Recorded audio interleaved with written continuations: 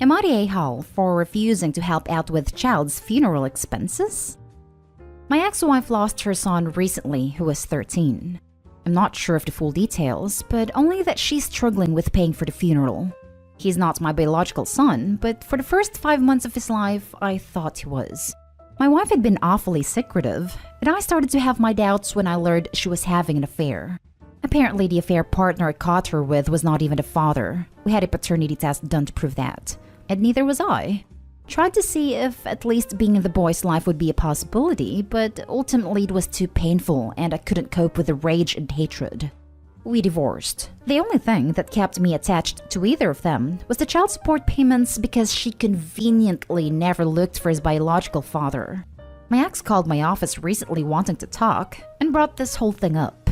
I wanted to say so many things to her, but managed to at least tell her my condolences for her loss. But there's no way I'm going to help pay for all that even if she's struggling financially. She could set up a GoFundMe or do some fundraiser to make money, but do not ask me to pay more than what I've already had to. The conversation was going nowhere since she wouldn't stop begging me to change my mind. I hung up. Next in line to call was my mom. She's the only one in the family who stayed in her son's life, and I was fine with that as long as she didn't bother me with it. My mom's helping to pay for some of the expenses too, but she's asking me to please have a heart because he was my child at some period. And even if my ex doesn't deserve it, find it in me to do it anyways. I repeated what I told my ex, then reminded her that I'm currently expecting a child with my fiancé, and not going to waste thousands of dollars on a kid that wasn't mine in the end, when that's up to my ex to figure out. She's mad at me now, of course. So is my ex, who decided to blast the situation online. She made a post asking for donations since I'm refusing to help contribute, and specifically mentioned me so others are aware. My family is divided in this. Majority believe I'm in the right, but the ones against it are being more vocal about it, and feel I am in a way being an A because she's a mother who just lost her son. Having a hard time seeing it that way, so that's why I'd like to ask here. Am I the a-hole? Edit. Wanted to add since some are asking. Yes, the child support was for him. That was the decision the court made in the end since I had been playing an active role in his life as a dad for months, and since I'm listed on the birth certificate as his father. Paternity test says otherwise, but in the end it didn't matter. Just wanted to clarify. Now for the top comments. Not the a-hole. Sure, she has lost her son, and that's a horrible situation to be in. However, you are not responsible for the place she found herself in. From your story, it seems like you paid 13 years of child support for a kid who was not yours. That's already a lot. Not the a-hole. If she's blasting you online, you would be justified in making your own post detailing how she betrayed and deceived you, and how this wasn't your child. I've thought about that, but I'm not sure if I want to get further involved in this situation than I already am. Everyone knows she cheated.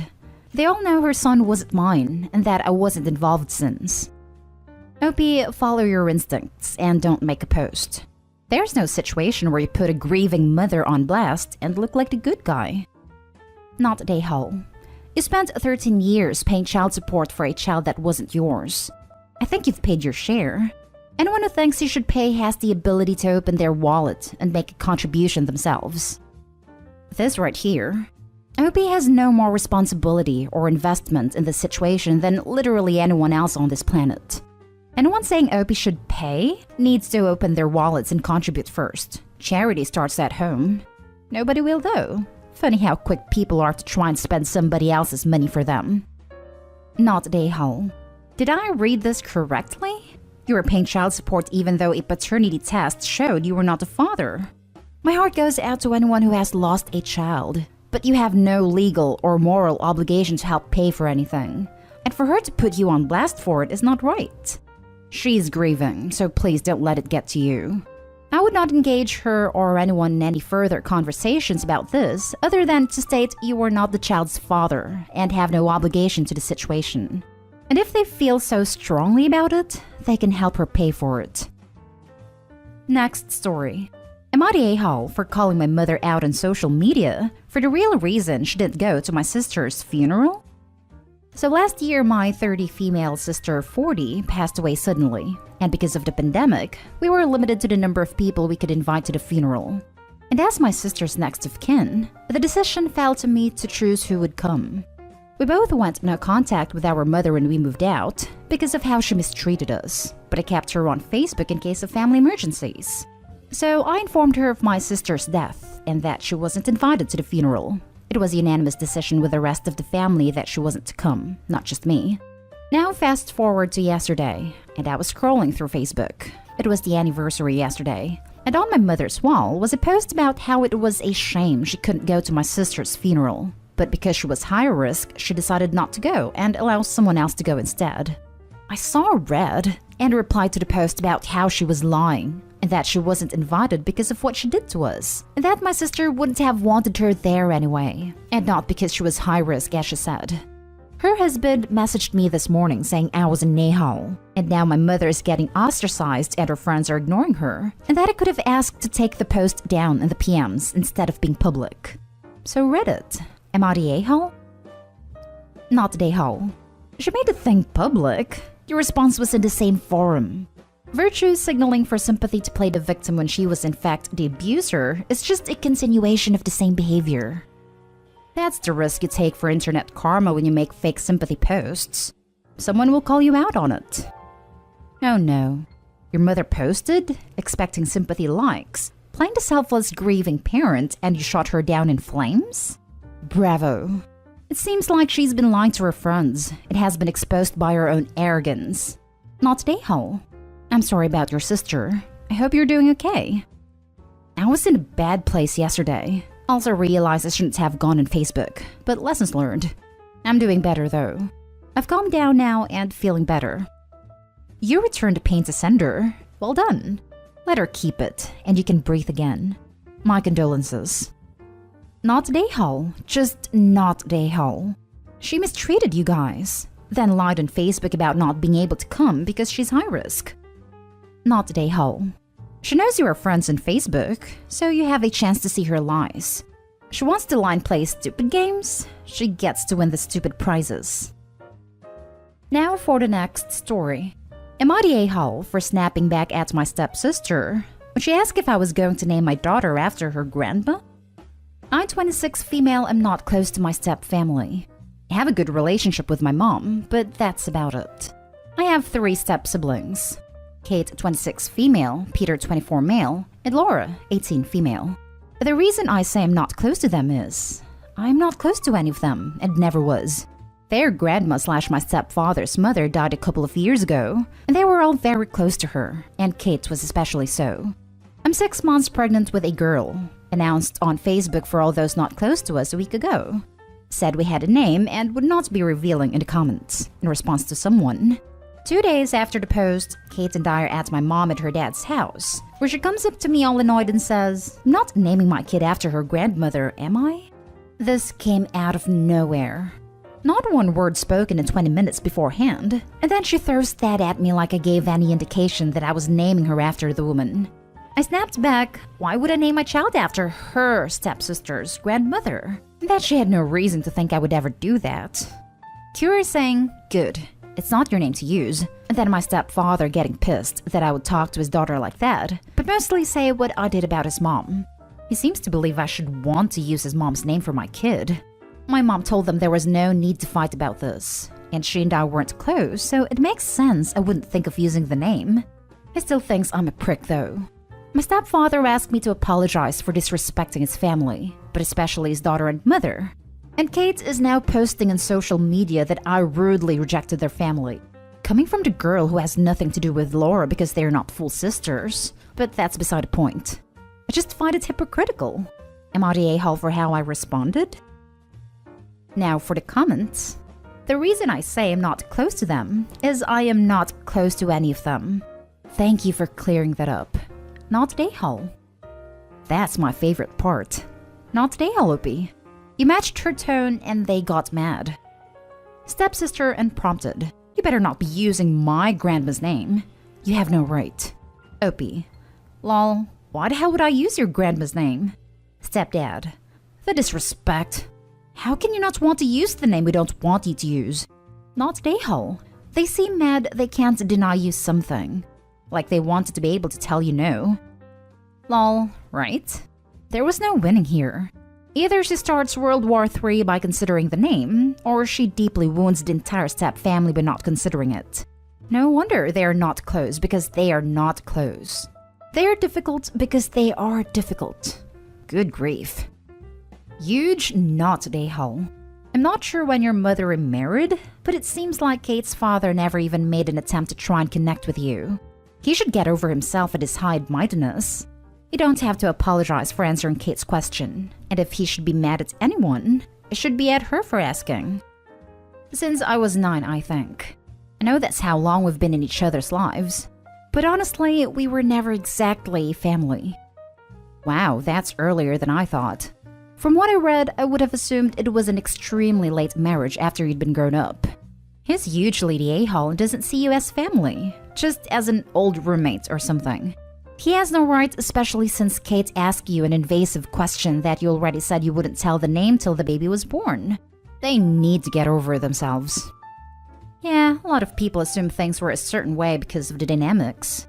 They assume my mom married her husband when we were all older because of the lack of family, anything between us. They assume Kate and Peter were raised in a different household to Laura because you would never realize they're siblings. They have no relationship, but that's just the way things have always been. I'm still not sure why she thought I would ever name my child after her grandmother. Last story is titled, Am I the a-hole for telling my wife if she insists that my sister move out, I won't defend her or her choice? I, 34 male, am married with 2 kids, 3 female and 3 female. And over the past year, my sister Amy, 19 female, has been living with me and my wife, Leah, 36 female, because of the pandemic. My parents live in another state, and the only reason they felt comfortable with Amy going to college out of state was because my wife and I promised to be there for her in case of trouble. After the shutdown, Amy moved in with us, and eventually decided to take some time off because she felt too stressed out. Initially, Leah seemed fine with that because Amy got a job and started helping around the house. Examples: doing all the laundry, cleaning the living room, doing the grocery shopping, paying for the groceries, cooking breakfast 4 days a week, cooking dinner 3 days a week, cleaning the kitchen, vacuuming, and babysitting so long as we gave her 48-hour notice. Amy did all of this to show how grateful she was to us, and because she wasn't paying rent. After Amy got a job, I sat down with her and worked out budgeting system with her, so once she went back to school, she could put her money towards college expenses. She rarely buys any luxuries for herself, and asks me to double-check her finances regularly so I know she's not just blowing it. I thought everything was great, until Leah told me that she wanted Amy out.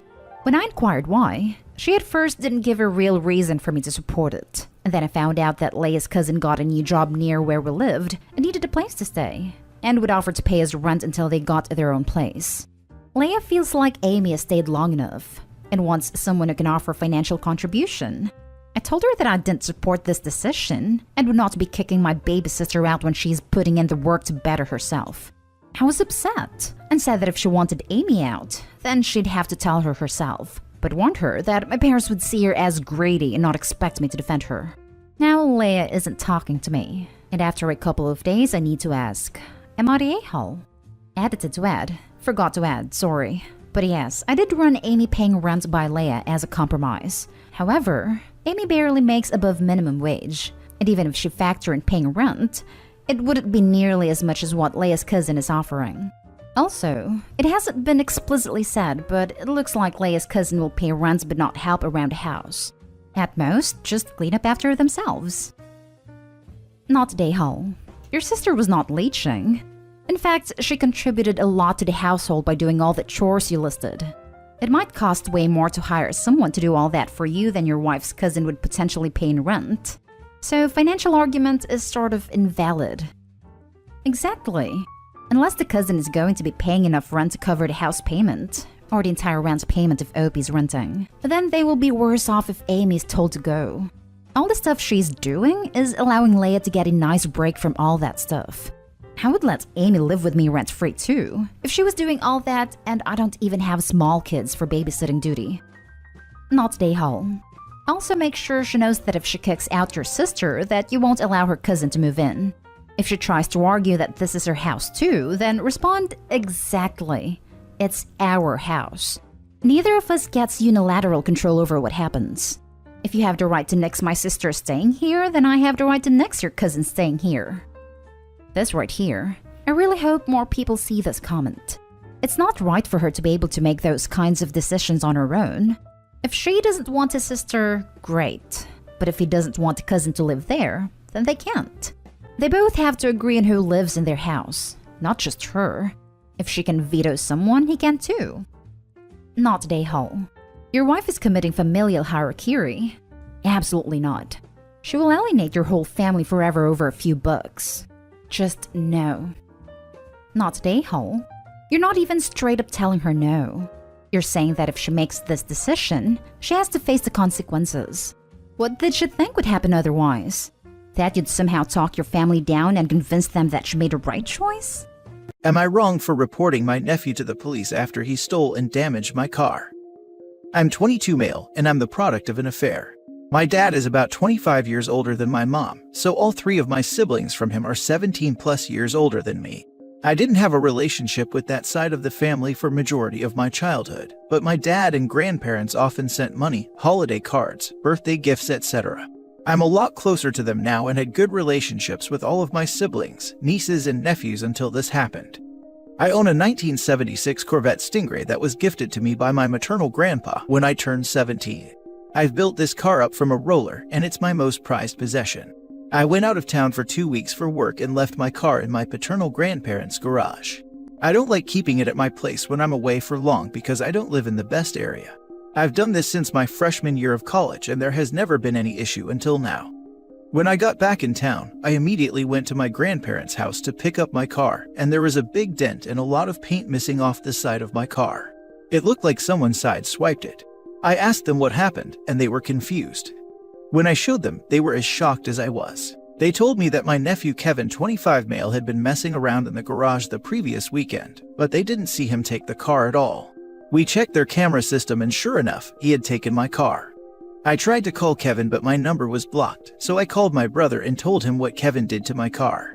He said he'll ask him about it and recommended a body shop for the estimate and repair. When I got the estimate back, there was $3,700 in damages. I told my brother the estimate and he said that the estimate was ridiculous and that the damages weren't that bad. I told him either he or Kevin had to pay for it to get fixed or I'd be contacting the police.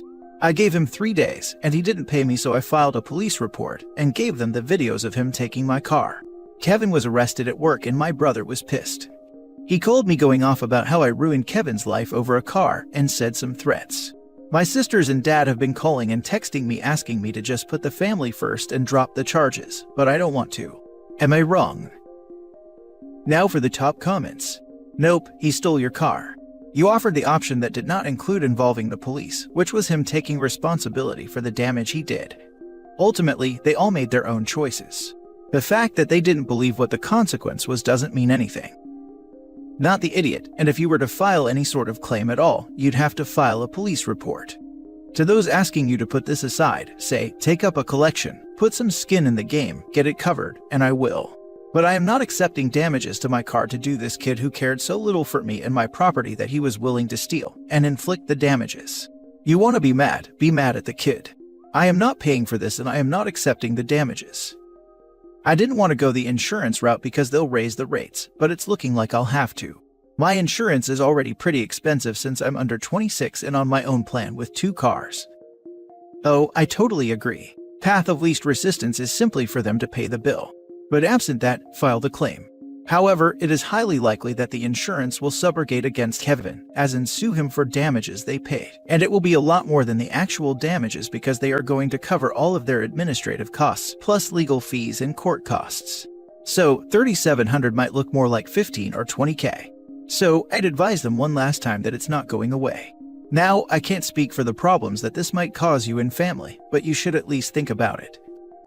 Ironic how your nephew is 3 years your senior, but lives up to every bit of the stereotypical nephew, being irresponsible, privileged, and alienated from reality. Family or not, a man 3 years older than you stole and damaged expensive property from you, returned it without fixing it, and expects there to be no consequences. Not wrong. Seems like they're using family as a convenient excuse, when real family would never act that way. Next story. Am I wrong for not letting my husband move us into a tiny house? My 29 female, husband 31, has been getting into tiny homes for the last few years. Watching videos and shows about them, reading about them, helping his friends move into them, the works. I thought it was just a general interest, but it seems like it's gotten to be more. I own our house outright. I bought it a few years ago before meeting husband with a combination of savings and the inheritance I got when my grandmother passed. My husband is not on the title. This is important because a week ago, my husband came home with a realtor's info. He was going on about getting rid of all our stuff, selling the house, buying a tiny house and some land, everything. He said the realtor would be there for an assessment the next day. I immediately stopped him and made it clear this was not happening. He did not have my permission to sell the house. He was not getting rid of my things, though he can do whatever he wants with his, and I am not living in a tiny house. I'm sure some people love it like his friends do, but his friends' wives and children are all miserable. They have no privacy, had to get rid of a lot of sentimental items. The kids are always fighting because they're on top of each other. I refused to do that. And I told him I refused. He got super angry and said he was making the best decision for the family and that I would get used to it. I reminded him that I owned the house, not him, and he could live in a tiny house if he wanted to. I would be comfortable here. More arguing, and he left to go stay with one of his friends. Some friends agree I'm in the right. That tiny home living isn't for everyone, and I would be miserable living like that since I enjoy my space, privacy, and sprawling. Others have said that he can't live his dream without my help, and I'm selfish for not at least giving it a try before shutting it down. Am I in the wrong? He left the house to go stay with his friends. Where? Do tiny houses have guest rooms? Though, not the idiot. Maybe suggest that he gets the tiny house and some property for it, and you use it for weekend getaways or something. Where he can sample the lifestyle by putting a garden shed in the backyard and living there full time. That should settle his hash. I mean, that's a far better idea than, well, just try it for a while to see if you like it, like OP's friends are suggesting. If she doesn't like it, then what? Does she go back to her house that she no longer has, with all her belongings that she also no longer has? Yeah, and tiny houses have no resale value. Not wrong. It is very freaking weird that he arranged everything, including setting up an appointment for a realtor to come by the next day, without so much as a discussion. Something is seriously wrong here. But he's making the best decision for the family, and she should get used to it. Sounds like he is getting into or starting a cult. Not wrong. Am I the only one that thought he's got secret debt and is hoping the house sale would benefit him? I would not want to live in a tiny house. I like my space. Agreed. I think OP needs to discuss his finances with him and find out his motivation for the tiny house. Next story. Am I wrong for refusing to invite my twin sister to my wedding? So, I'm going to try keep a really long story concise as best as I can. I, female 28, and my twin sister Vicky were born to a teen mom who raised us the best she could, but lead us both to having very different ways of dealing with abandonment and an unstable home life. My mom has a very strained relationship with Vicky since when she was 17, she started doing many different substances, partying, alcohol, and smoking. I, being her sister, always tried my best supporting her, as my mother did, but I was more a best friend, whereas my mom was the one to force her to sort her life out, rehab, etc. I, on the other hand, turned out to be very obsessed with having control and structure in my life, which has made it very difficult for me to maintain romantic relationships, as I can be controlling and paranoid with abandonment. Cut forward to when I went to uni, Vicky found herself in a very bad toxic relationship and practically cut off my mother, which severed their relationship entirely. She eventually got pregnant and gave birth to my nephew in my second year at uni. After struggling with romantic partners all my life and having very short-term boyfriends, I met my ex-fiancé, let's call him Dave, who I genuinely thought I'd met the one. During this time, Vicky had broken up with her toxic ex and was now a single mother, so me and Dave would have her and my nephew over most weekends. I, however, fell pregnant, and a year after my daughter was born, Dave proposed. I had never been happier for starting my family. We decided to wait a year to get married and genuinely enjoyed our new family life. However, one weekend I decided to go see my mother and spend the day with her and my daughter, but we came home early since my mother became busy. When I arrived home, I saw Vicky's car outside, which wasn't unusual, and went inside. Nothing would have prepared me for what I would find. Vicky and Dave were alone together in my bedroom on my bed, and it seemed like the deed had already been done. I went straight to packing for me and my daughter and left. I gave Dave no chance for excuses and cut both of them out of my life entirely, except for allowing Dave visitation to our daughter. Jump forward 3 years, I have barely spoken to Vicky, except for when she pops back up into my life to apologize or explain. But I don't care. There is no excuse she could give me. I am now engaged to my beautiful fiancé Matt, and he loves my daughter and me more than I could ever imagine. Although my mother is now begging me to invite my sister to my wedding coming up in June, saying to put the past in the past, since my mother has been able to forgive her and mend their relationship. I refuse, which has caused tension. She's telling me this may be the only way to fix our bond, and for my daughter to have her aunt and cousin back. But I still refuse, so am I wrong? Now for the top comments. Majorly not in the wrong. Your sister made her bed, slept in it with your man and had no remorse. If anything, your life would be better without her in it. Your sister made her bed. It was actually OP's bed, and it doesn't sound like sis made it, quite the opposite probably. Lol, so true. Mom needs to understand that now is not the time to start insisting OP invite estranged sis. It's her wedding and she doesn't need to deal with all of this nonsense. If mom wants to raise this after the wedding and honeymoon are over, then that might be more acceptable, but she shouldn't get her hopes up about any reconciliation ever. Not wrong at all. And not everything can be fixed. Your sister did the ultimate betrayal. You would not invite an ex-friend who did that to you, to your wedding. Just because you share DNA with your sister doesn't change that. Your mother has a fantasy that all her kids will get along and will go back to the way it is. Your mother will never stop bothering you on that issue. I don't blame you. I would not invite her either if I were you. There is no excuse for what happened. Once again, not everything can be fixed. Instead of worrying about this, have a great time planning your wedding and getting married. Thank you for this. I've been feeling guilt due to it always being my mother and sister most of our lives, and now that's all changed. I don't want her in my life and have relatively moved past the whole situation, but it's my mother I don't want to upset. I'm more than a little appalled that your mother chose this to be the act that mended her fences with your sister. All the choices your sister has made that hurt your mother incidentally, and the one your mother chooses to stop holding grudges over is the targeted betrayal against you. That's freaking low. Last story. Would I be the idiot if I opt out of Thanksgiving with my parents because my brother and new wife, who left me out of their wedding, will be there? My brother and I are 8 years apart. I'm older. Since he was about 12, I have lived in another state.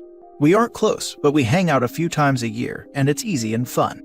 I recently moved to the same city as him and my parents. I envisioned us getting closer, but it never really happened. He's the king of I'll call you tomorrow with zero follow-up.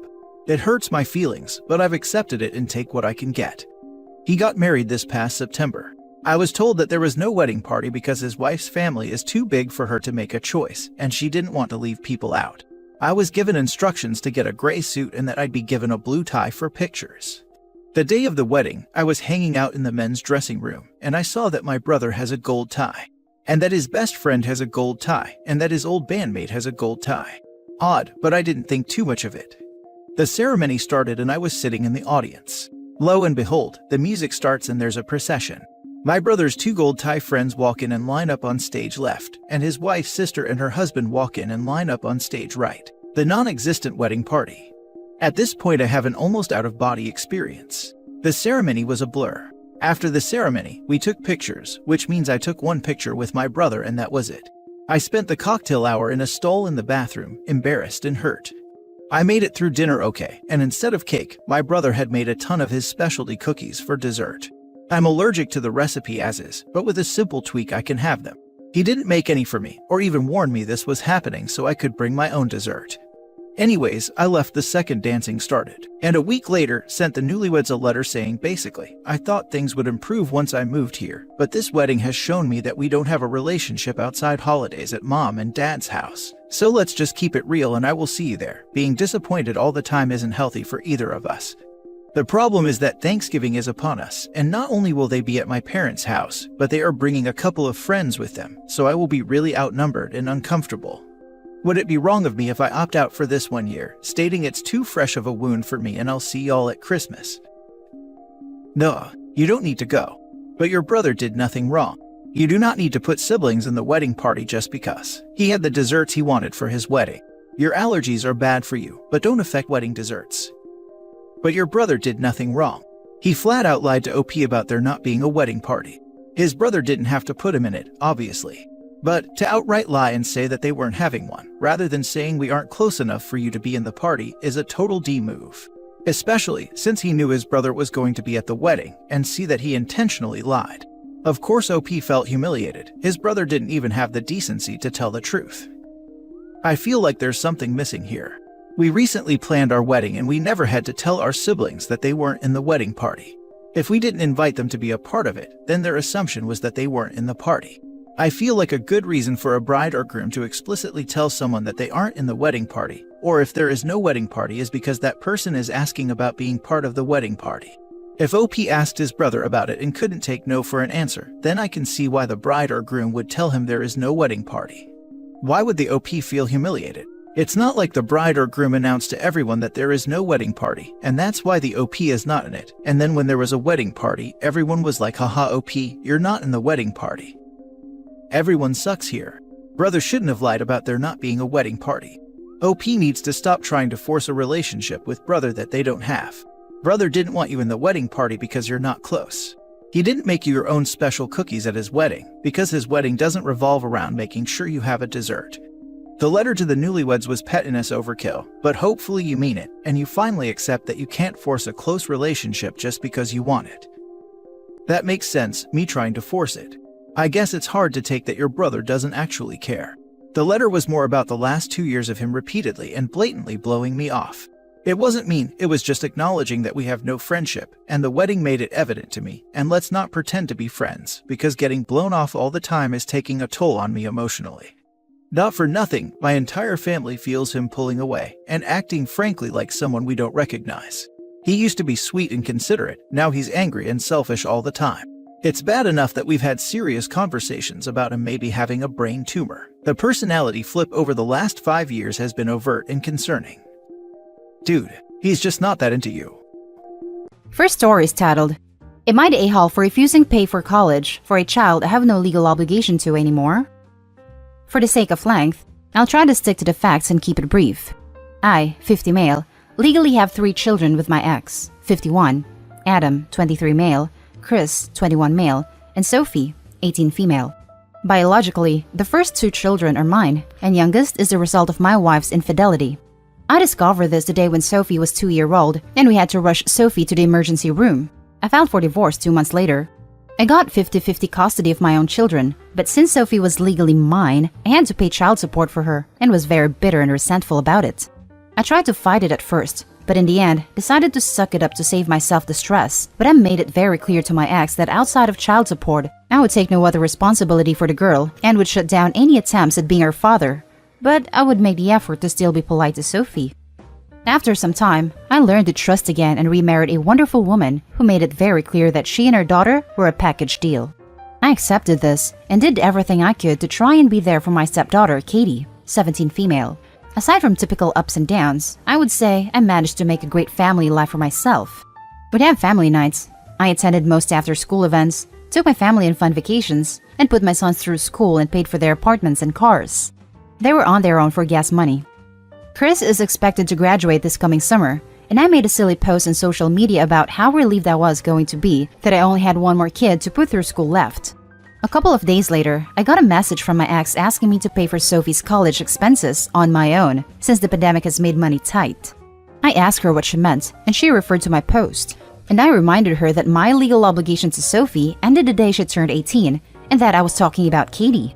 My ex was furious, demanded to know why I was willing to pay for Katie and not Sophie, since neither of them are related to me.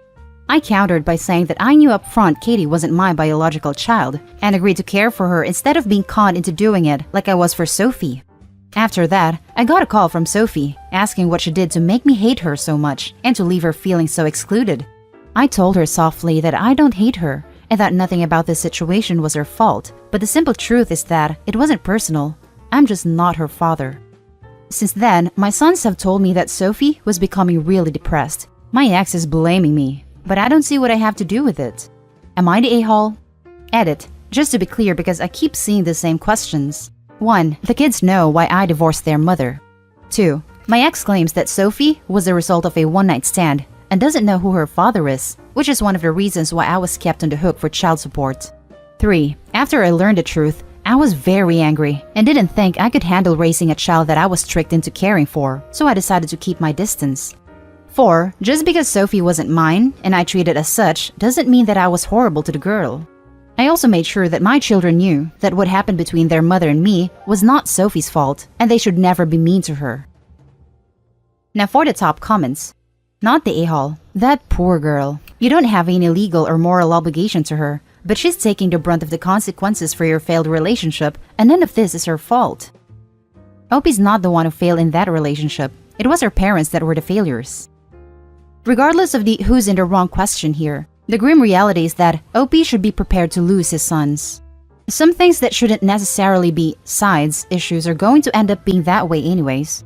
Of course, it has always been incredibly upsetting and confusing to Sophie that her legal father is distant and stilted with her while having a relationship with her brothers. And of course, her brothers have grown up witnessing that grief and have complicated feelings about it themselves. To children, that would come across as arbitrary cruelty. As young adults, they may understand it intellectually, but that doesn't mean they feel it the way Opie does. Now it is coming to a head, with Sophie realizing her adult life is going to be dramatically harder than her brothers. Again, through no fault of hers, and her brothers can appreciate that that is brutally unfair, and they're all at home together experiencing this collective trauma of quarantine. And Opie is in a different home, with a different family that he has chosen for himself. That by no means makes him an a-hole, but in his son's position, I couldn't imagine my heart not breaking for my sister and feeling with resentment for my father. It can be no a-holes here, but still be a no-win situation where Opie will have to make the choices he makes and have to live with the consequences.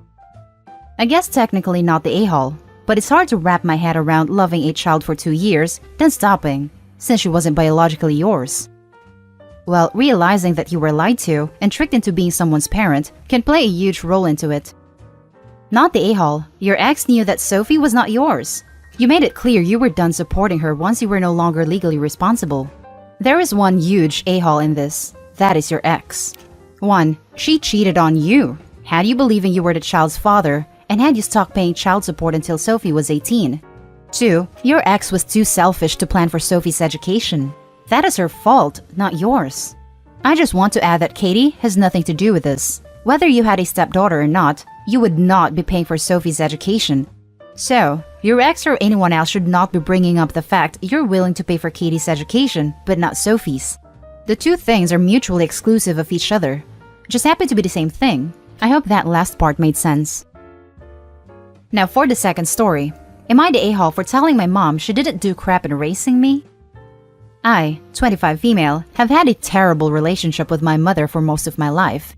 She has been pretty abusive emotionally throughout my life, doing things like taking away my bed so I had to sleep on the floor, locking away groceries so I had no food, giving away all my clothes to my younger sister, not letting me date or hang out with friends, etc. The rest of the family acknowledges she hasn't treated me well, but doesn't think she was abusive, and that I could have handled things better by compromising more. My dad separated from her when I was 6 and took my older sisters to live with his new wife. Mom got custody of me, but he has continued to pay for everything from my education. I got scholarships from high school to med school, and money for my share of the house utilities, etc. I even had to buy things like tampons out of an allowance he gave me, because she refused to, saying they were too expensive. Where I live, we have no concept of child protection, and parents are pretty much never ever considered to be wrong. Doing the bare minimum is seen as doing a favor to your child, so for almost 24 years, I've had to live with her abuse, and despite that, I've done pretty well in life. I graduated from med school recently, and I'm moving soon to a different country for my new job. She started going on and on about how I should stay home to take care of her because she's invested her whole life in raising me. 24/7, she'll try to emotionally manipulate and guilt-trip me into being her unpaid caretaker. I tried to ignore her at first, but she kept listing out things like, I paid for your food, I gave you so many privileges and spent so much on you, so I got mad and told her she didn't do crap for me. I told her I never asked to be born, and she's not special for doing the absolute minimum for a child she brought into this world on purpose. She started crying and called my dad and sisters up, saying I was ungrateful and deliberately emotionally torturing her when she was sick. They're all telling me I am the a-hole because she has raised me for 25 years of my life and done her best, and that I didn't need to engage with her and create unnecessary drama when I'm going to be leaving soon anyway, especially since she has a chronic illness. So, am I the a-hole for denying her contribution to my upbringing and upsetting her for no reason? Now for the top comments. Not the a-hole at all. If you do the bare minimum for me, I'll do the same for you. She never even paid for most of your stuff. It was your dad. Correct me if I'm wrong. Using the family to get on her side makes her an even worse a-hole. I'm really glad you left that house. Sounds horrible. You're correct. My dad paid for mostly everything. She occasionally bought groceries, but that was it. Not the a-hole. You just have a higher consciousness of right/wrong, and she is trapped by cultural constraints you don't want to continue in your life. On the flip side, she is scared of empty nest changes. Chalk it up to a blow-up confrontation. Forgive her and pursue your life. Maybe if you make good enough money, you can help her out, but your obligation is limited. Not the a-hole. Mom should have treated you better if she was expecting filial care from you, but from what you described, it sounds like classic narcissism. Your dad and sisters would also do well to remember that there's a reason why your dad separated from your mother. Not the a-hole. The sooner you can get away from this toxic family, the better. I wish you all the best in your new job. If your dad and sisters are so sympathetic to her, they can move back in with her. It's especially hypocritical of your dad, who ditched you and your mom when you were only 6, to try and guilt-trip you into serving her for life. Now for the last story. Am I the a-hole for not forgiving my parents? I, 34 female, grew up with one sibling, 36 female, and both parents. There were various kinds of abuse. My sister was also the golden child.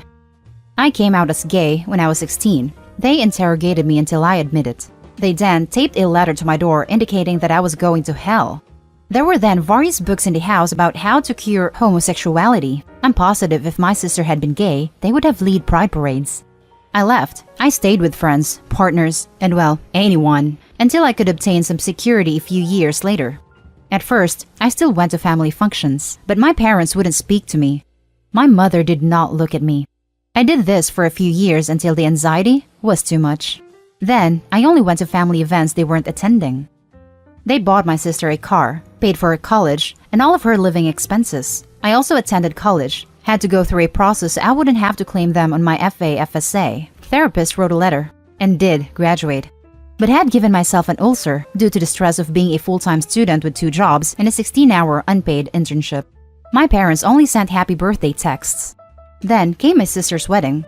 She had 5 events I had to attend. I was a bridesmaid. During all of these events, they again didn't look at me. It was painful. About 2 years after this, they sent a text indicating that they wanted to give me money for the same amount they spent on my sister's wedding. I discussed with my therapist, and my therapist indicated my parents opted not to give me a lot of things I needed. But that doesn't mean I should feel shameful about taking what they are offering if there are no strings attached. So, I met with them for lunch with my then girlfriend. My dad did speak to me but spoke mostly about other trivial family matters, and my mother spoke only through my father. She would whisper something to my father, and he would then ask a question. They gave me a check for $10,000. My dad said something vaguely about being proud of everything I have overcome. I internally was very confused. Did they mean their own abuse? Their own homophobia? They never asked to see me again. I used the money as part of the down payment for my house. Married my wife a few years later. I did not tell them. I didn't hear from them for a few years, other than the birthday messages. But in 2017, we began fostering. We took placement of a very sweet 14-month-old boy we adopted when he was 2.5 years old. I should mention my sister is child-free by choice. Since the adoption, I did not tell them. Any number of relatives could. My parents suddenly are vaguely sorry and now sending me weekly text messages. When I eventually indicated I felt this was only because of my child, they reportedly stated they didn't even know I had a child. They however not asked my child's name, age, how he came into existence, etc. They are now passively inviting me to various Zoom family events and really trying to have conversations. Am I the a-hole for not forgiving them? Now for the top comments. Not the a-hole. You don't need them in your life. If you're comfortable with the low contact, just continue that or go no contact if you want. Be sure to tell them why. Not the a-hole. In what world would you be the a-hole here? You've done fantastic for yourself in spite of them, not because of them. Go you. There is truly a lot I couldn't post because of the character limit. So my parents will text these apologies and truthfully, I won't respond. They then show these messages to family members who lack a lot of context. That is, I have not told them about the abuse and only vaguely spoken about their homophobia. And then they basically tell me I am a cold and unforgiving. If your parents are spreading lies, enlighten them on the truth. Don't let them paint you in a bad light just because you won't give them what they want. when they wouldn't even give you a scrap of love that you deserved and treated you like an outcast. I guess they aren't really lying. They're apologizing and I am not responding. They, of course, aren't going to divulge the abuse. When they are asked why we don't talk, they say something about me making poor life choices, which in my family means I'm using drugs. Hard drugs. I've had to explain I'm not. In fact, addicted to heroin more times than any adult ever should. I guess I struggle just putting it all out there, both because trauma/PTSD is real here, and because my goal isn't to vilify people. My parents somehow are functional outside of our household. I've not seen the same toxic behavior in their other relationship, and I'm not down to burn down the whole metaphorical house. Maybe I'm being naive here. Not the a-hole. They haven't asked for forgiveness. They may think slipping you 10,000 was enough, but it doesn't really make up for anything. Do you still have a relationship with your sister? Off and on. They sometimes use her as a way to force the relationship. That is, she cornered my wife, telling her she needed to convince me to forgive them, and they deserve to have a relationship with their grandchild. My best friend physically attacked me because of his feelings for my girlfriend. English not my first language, also I'm a mess and on strong painkillers. So me 27 male and Mark 26 male have been best friends since we were 16 years old. We bonded over both wanting the same career path. After years of struggling and tons of rejection, my career for the past year has finally been taking off, while Mark's has not. I've spent so much time trying to help him, also this past year trying to encourage and help him. We even lived together as roommates from ages 20 to 23 and shared everything. But about 6 months ago, his attitude towards me changed. He started making me the butt of his jokes, saying belittling and demeaning things. I was kind of a happy-go-lucky type of guy, and I just brushed it off, thinking he was just a little jealous and having a hard time and was understanding of his situation. I get it, it's a harsh environment to want to work in with tons of rejections, and seeing your friends suddenly get the success you have always dreamt of. And then there is my now ex-girlfriend Emily, 26 female. I thought we had the perfect relationship, together 5.5 years. Good communication, good intimate life.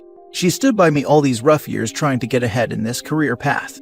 I'm also a big oversharer and love to talk to her about everything. We had no secrets and were very honest, or so I thought. I always made effort to keep the relationship fresh and fun. Date nights about twice a week, surprise her with gifts, trips, trying to do new things together, cooking classes, dance classes. I just loved sharing experiences with her, even indulged in her hobbies. Made sure she knew she was my number one person. And I thought I felt the same from her. Even as my career took off, I made sure not to prioritize her any less or any of my friends. I need a good work-life balance to feel happy. Then last week, we were all at our friend's house, Tom and Katie, both 27, at a house they recently bought. We were sitting in their yard drinking, along with Bill 26 male and Jane 27 female. We have been a friend group for 7 years. So we are all drinking, and Mark gets drunk pretty quick, and all night he is taking these jabs at me and saying things. And after 6 months of this, I just had enough. The others also told him to take it down a notch, as he tried to disguise these comments as jokes, but he was just being hurtful and rude. But around midnight, a little drunk, I just had enough and call him out, which ends in an argument, and I end up saying, thinking this all stems from his jealousy of my recent success, that it's not my fault he doesn't have the talent to make it, and mention all I've tried doing for him so he could get opportunities as well. Then he just attacks me. We shove each other a bit, but he manages to knock me down, kicks me in the ribs a couple of times, then he tries to stomp on the head. Luckily, he doesn't hit me full force. I feel the sole of his feet hit my cheek and slip off, but it was hard enough that my face is still swollen. Then he does it again, but I moved and just see his heel land full force inches from my face. He could have broken my skull, or worse killed me, had he landed on my head. Then the other guys get in between. I stand up and yell if he is crazy. He seems to be walking off, but he picks up a wooden plank that Tom and Katie had around as they are redoing the fence and building a shed in the garden. Then he lunges at me again and swings it towards my head. I kind of duck and put my hand up so he hits my elbow pretty hard. Again, he could have unalived me 2 times in a matter of seconds. He almost hit Jane with the swing too, so all hell breaks loose, and Tom and Bill jump him and beat him up pretty bad as they were just seeing red from what happened. The girls manage to get them off Mark, and they kind of realize what they did. It's just emotional chaos at this point, and we are all kind of in shock. Mark sits up, and Emily sits with him, and there is a lot of blood in his face, but he didn't lose consciousness. Katie ends up driving Mark to the hospital and gets back in the morning. Mark had a broken nose and a slight concussion, and she dropped him off at his parents'. She said Mark didn't really talk to her, nor explain himself or even apologize. None of us really slept that night, and honestly after that, things are a bit blurry to me. Probably a mix of alcohol, shock and adrenaline, and the worst night of my life. But it just got worse. You might have noticed I haven't mentioned Emily for a while. We are sitting around, and Tom says something like Mark deserved worse than a broken nose for trying to end me twice and almost hurting Jane. Then Emily, who has been quiet, suddenly snaps and defended Mark, saying he doesn't deserve any of this and that he just has been having a hard time. Tom and Emily almost end up in a screaming match before Emily storms off. I follow her, thinking, okay, we are all in shock and sleep deprived, and plan to comfort her. I find her in the guest room crying. I tell her I understand and we are in shock and maybe we should just try to get some sleep. She doesn't even look at me, and suddenly I realize Mark and Emily were sitting next to each other the previous evening, not the first time. When Mark was screaming at me, Emily was by his side, tugging at his arm, pleading him to take a walk with her and calm down. To Mark, not me. After Mark kicked me, stomped on me, swung a plank at me, her attention was still on calming him down. While I laid down in pain, she didn't even check on me. When the guys were beating Mark, she was screaming in hysterics trying to pull them off him. I don't even remember her asking me once if I was okay all night. So I ask her, are you cheating on me with Mark? And she just starts crying hysterically and repeating she never intended for it to go this far. And I got my answer, and I just lost it and start yelling at her what is going on and how she can do this. The others come in, and the guys take me to another room and try to calm me down. Jane and Katie end up driving Emily to her parents, and Jane ends up staying with her, as apparently they were worried about her. All the car ride she cried so much she couldn't speak. When they got to her parents, Jane and Emily's dad had to help her up the stairs and into bed, as she barely stood up as she was just in hysterics still. And the only thing she managed to say, or scream according to them, was that she had ruined everything. So Jane stayed as her parents were worried sick, and never seen her like this. Jane and Katie told them what had happened with Mark and me, and it seemed to stem from Mark and Emily's affair. Then 5 days pass. I'm just in so much physical and emotional pain. Just so angry and confused. My elbow has a fracture, got a couple of bruised ribs, and the right side of my face swollen. The night is on repeat in my head. I sent Emily some texts asking for an explanation, but she didn't answer. Then this morning I get a call from her mother, and bless their heart, my former in-laws are amazing people and always been so kind to me and helped me though a lot these past years. She is very apologetic for her daughter and is very understanding. Then she says that Emily wants to see me and talk, and if I could come over, which I agreed to. I arrive and they say they will go outside and wait in their car to give us space, but because of the state Emily is in, they don't want to leave the premise. I walk in, and when I see Emily, it's a roller coaster of emotion, anger, and bitterness. Then I felt sorry for her and just wanted to hug her. She looked awful, like a mental patient. Like she hadn't eaten, showered, or slept since that night. I just felt so bad seeing her like that and had to restrain myself not to run over and take her in my arms. So I just sat down facing her. She said I could ask her anything and she would be honest, and kept repeating how sorry she is and that she has ruined everyone's lives. I'm not going to go into too much details as this is long enough, but basically a year ago, Mark confessed his love for Emily and has been very persistent since then. She said she made it clear it wasn't mutual. I asked why she didn't come to me, and she says she didn't want to ruin our friendship and wanted to fix things. Then these last months he has become more aggressive, asking her to leave me for him. I asked if anything had happened. She said they kissed twice, and Mark initiated both times, but she stopped it. And they once cuddled over a movie that Mark tried to initiate X, and then she left and set clear boundaries. I asked why she kept seeing him alone if he was constantly trying to kiss her and get her into bed, and she said he always promised he wouldn't do it again. I asked why she didn't cut contact, why she kept answering his DMs, kept meeting him, giving him false hope and leading him on if she liked his attention. Then she said the strangest thing, that she felt bad for him, felt sorry for him, felt protective of him like she was his big sister or some nonsense, and that she needed to help him get over her, that she even set him up on a date with a friend, which he sabotaged by being a jerk to the girl. I asked her if she was stupid. If she was telling the truth, she did nothing but keep his hope and crush for her alive by keep giving him all her time. She started crying and doubled down on having a sister-brother relationship with him and wanting to fix everything, and that he was just having a hard time and she wanted to help him to get on his feet again. But he kept getting more persistent and started talking about me in a bad way and that I didn't deserve her. She says she regrets everything and said she was just stupid and had ruined everything and dealt with everything in the worst way possible, but that she did it in good faith, not realizing she was just making things worse. Then I ask her if she has had any contact with him since that night, and she takes this awkward pause before starting bawling her eyes out and saying yes. That just destroyed me, completely ruined me.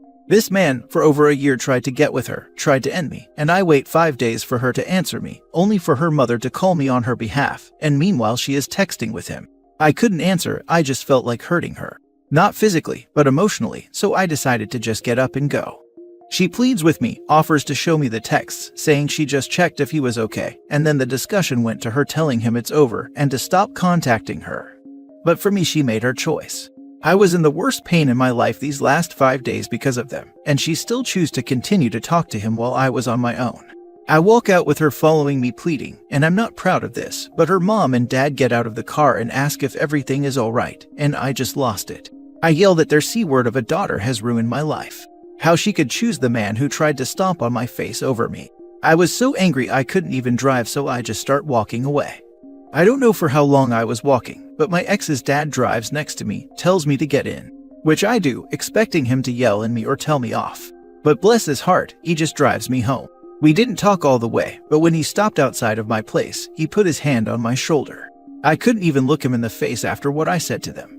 Emily did text me screenshot of their texts, which seems to prove what she said, that she only checked if he was okay and then said she couldn't keep him in his life, that she would never forgive him for attacking me.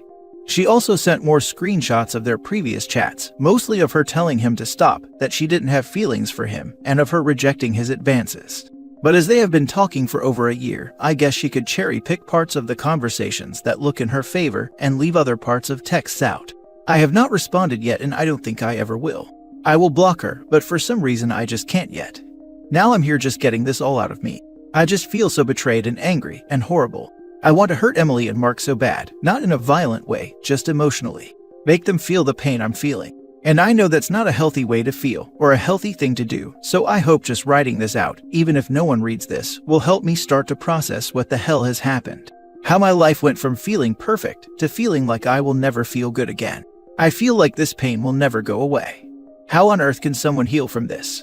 I feel like I lost everything. The people I used to love with all my heart, I feel nothing but hatred for now. I know Emily said she didn't cheat as in slept with him, which I doubt because I'm not stupid. Even if they didn't, she still betrayed me on so many levels, as did Mark. I don't think I will ever forgive them. I don't feel like I will ever get in a place where I would even consider trying to. So to anyone who has ever been through a betrayal like this from partners or friend or both, what is my next step? How can I do to begin the process to just stop thinking about this and just start trying to live my life again? Now for the top advice. How on earth can someone heal from this? You go no contact and get therapy to help you process your grief over being betrayed by two people you trusted, one of which tried to end you. It's almost a meme on Reddit to always recommend therapy, but in your case, you know the relationship with Emily is broken beyond repair, and what you're specifically struggling with is all the horrible emotions that you now have to process, manage, and heal from. This is exactly the sort of problem therapy is meant to help you heal from. I'd also consider filing charges against Mark, for obvious reasons. I also can't emphasize enough how much you should not work things out with Emily, but I would recommend writing her parents a letter apologizing for your behavior. They were good to you, you feel bad about what you said to them, and apologizing is the right thing to do. The letter is a good idea. I will definitely do in the next few days when my head is a little clearer. They don't deserve to be caught in the middle of this. And yeah, I think therapy might be a good idea. I've talked about this with the others in the friend group, but I find it hard. It might help to talk to a professional to dig deeper. As for filing charges, that has been brought up as well, and all of them have said they would testify on my behalf and tell what happened. And a part of me wants to do it just to hurt Mark, but another part of me just wants this to be over and never see him again. Hun, he tried to cave your skull in after trying to knob your now ex-girlfriend for a year, and now she's supposedly cut contact after this, which dubious if she'll stick to that. Do you really want to risk him trying again?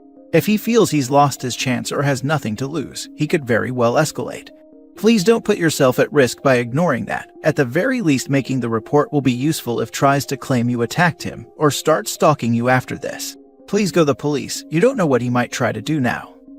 Well, Mark and Emily are both trash. Mark has obviously been jealous of you for a while. You should definitely block both of them and move on with your life.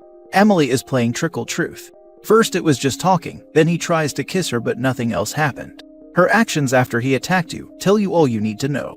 She ran to check on him, she defended his actions to your friends, she texted to make sure he was okay after ignoring your calls. This woman does not deserve you. Mark is a walking disaster, he is what she deserves, leave them to it. I promise you will find someone better.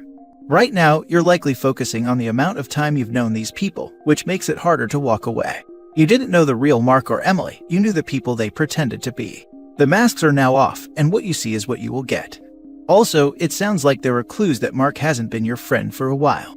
I would suggest some self-reflection on why you chose stick around for his mistreatment. I wish you all the best. Do not turn to alcohol. When you feel restless, hit the gym or take a walk.